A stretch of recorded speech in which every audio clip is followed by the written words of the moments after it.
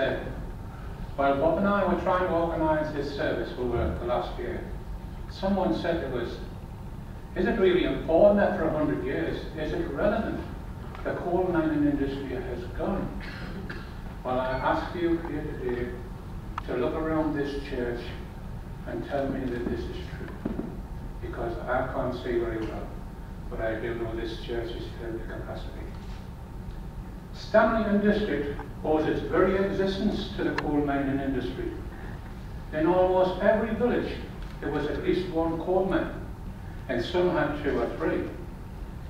There were thousands and thousands of men were employed in this coal mining industry. Even more, surprisingly, they were employed in the nearby steel industry. And when all these jobs went, it left a huge void in our town. Millions of tons of coal every year went down to the rivers Tyne and Wear by horse-drawn carriage, by wagon ways, inclining wagon ways, railways, and eventually modern transport. And this coal went to feed our country's power stations, the factories, and the homes. And in an area about 7 miles in diameter, this was probably the most productive coal field in the whole of Great Britain. I could be found wrong on that, but I'd be very surprised if that's untrue. But this all came at a huge cost to manpower.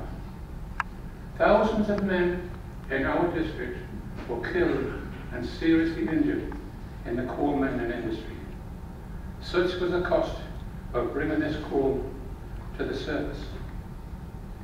This is our worst disaster in the whole of the Durham coalfield. And we're here today to pay tribute to those 168 men and boys who died in the West Hamley Quarry disaster.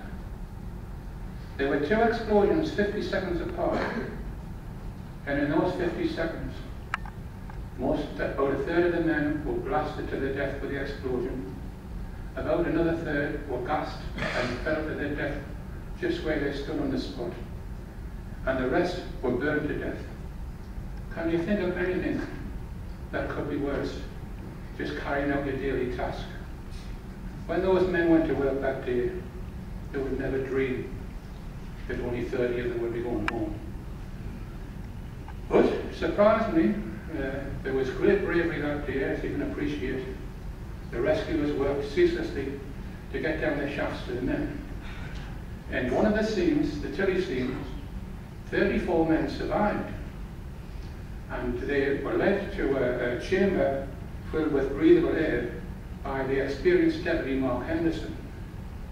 Now he got them there and he tried to pacify them as best he could.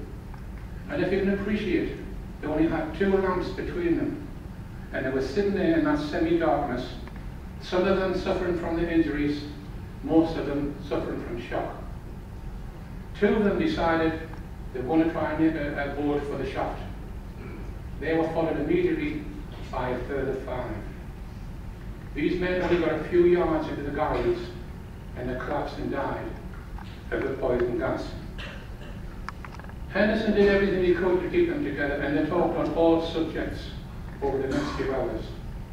And there came a bit of a lull, as they do, sitting there frightened. And one man started to hum the hymn, "Lead Kindly Light." He was followed by another man who was a member of the Salvation Army, Bob Harrison, with the words. And there they sat in this little group, underground, singing, "Lead kindly light, amidst the encircling gloom. Lead thou me on, the night is dark, and I am far from home." Before the hymn ended, 14 years old Jimmy Gardner, suffering very badly from his injuries, sadly died. Now this created a great panic among the rest of the men that were left. And Henderson knew he had to do something. So he got some of the more experienced men to look after those that were left. And he wrapped his face with his shirt. And he crawled a quarter of a mile to the shaft, crawling over stones, timber, coal, and dead bodies. And several times he was knocked to the floor with the gas. But he eventually made it. And he phoned the service and said, "There are 26 of us down here. Can you get us out? Now at that, the rescuers redoubled their efforts and made their way to the Tilly scene. And after 14 hours, they rescued 26 men from the Tilly scene. There were 4 other men in the Townley scene rescued. Sadly, one of them succumbed to death within 30 hours of gas poisoning, and there was one in the Busty scene. So this was really a huge price to pay. And if you remember, in those days there was no DSSS. There was nothing to fall back on. And if there was only one man hurt in the district, the rest of the men used to look after him. But when nearly everybody in your street had somebody that had died, there was nowhere to turn. And for some of these people it was real grief. And there were entire cottages. But thankfully, for all the publicity, the owners decided they wouldn't evict any of the people whose husbands had been killed. So at this point I would ask you to help us in this tribute, not only to these 168 men and boys, but, and I wouldn't call these boys, on that day some of these were 13 years old. They went to work as boys. In my opinion, they died as men.